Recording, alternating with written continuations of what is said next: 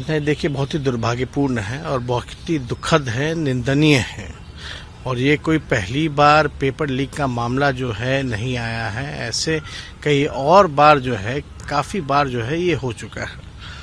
सिर्फ बीपीएससी में नहीं, या और भी कोई भी चयन होता है या कोई भी परीक्षा होती है या बोर्ड के परीक्षाएं होते हैं बिहार के, उसमें भी धांधली होती है, पेपर लीक होता है। कोई भी ऐसा पेपर नहीं है जो पहले लीक नहीं हुआ करता। फिर भी जो है कोई सबक नहीं सीखता है।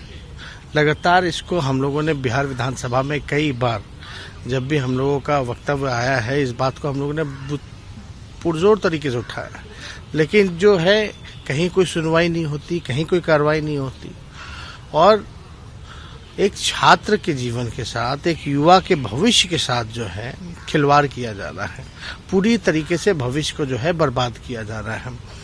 और हम इतना ज़रूर कह सकते हैं कि हमने तो कल ट्वीट भी कहा कि भाई ये बीपीएससी का नाम भी बदल देना चाहिए, नाम बदल देना चाहिए पूरी तरीके से। जो काम इन लोगों का है, एक भी प्रॉपर ढंग से आप कल्पना कर सकते हैं कि जब बीपीएससी का ये हाल है तो और सारे संस्थानों की क्या स्थिति होगी पूरे बिहार में।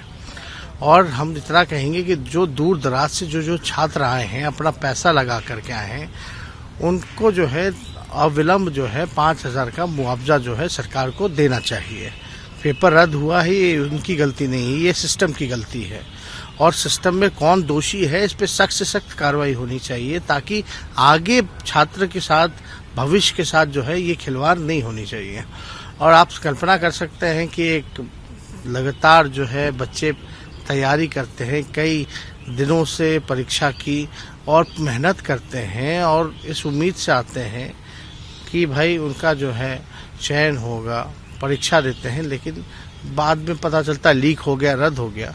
तो इससे ज़्यादा दुर्भाग्यपूर्ण और कुछ नहीं है। हाल नहीं उठेगा। यही बात तो हम लगातार कह रहे हैं कि जब बीपीएससी का ये हाल है तो और संस्थानों का क्या हाल होगा। यही है, जो भ्रष्टाचारी हैं, जो कल्प्रिट हैं, उनको ही इस जगह पे रिस्पॉन्सिबिलिटी दे रखी गई है। तो ये तो होना ही है। और इसमें आप समझ सकते हैं, यही डबल इंजन है, यही डबल इंजन की सरकार है जो पूरी तरीके से आप कह रहे हैं कि भाई बीपीएससी का पेपर लीक हो रहा है तो और सारे संस्थानों का क्या हाल होगा। जिम्मेदारी तो किसकी बनती है? इन चीजों का जिम्मेवारी कौन लेगा? सरकार की जिम्मेवारी है, पूरी तरीके से सरकार की जिम्मेवारी है। जो लोग भी इस बीपीएससी को देख रहे हैं और बीपीएससी जिसके अंतर्गत आता है, ये उनकी जिम्मेवारी। एक अंतिम सवाल कि सीए एनआरसी को लेकर केंद्रीय मंत्री कहते हैं यहाँ पे गठबंधन की सरकार है, नीतीश जी अभी तक खुल के नहीं बोल रहे हैं हम देखेंगे।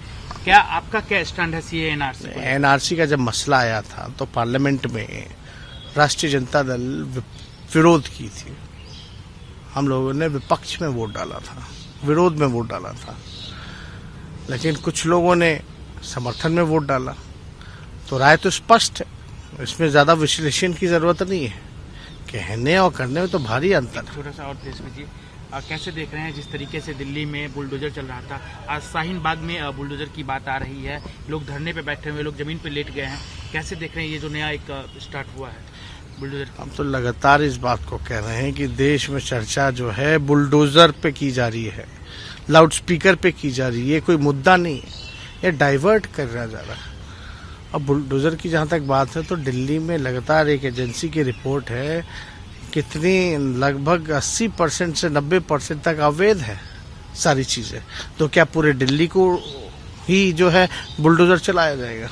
ये कोई हिंदू मुसलमान की बात नहीं, ये केवल जो महंगाई है, जो बेरोजगारी है, जो आर्थिक व्यवस्था जो देश में जो चरमराई हुई है, इससे ध्यान भटकाने के लिए इस तरह की चीज़ें लाई जा रही हैं।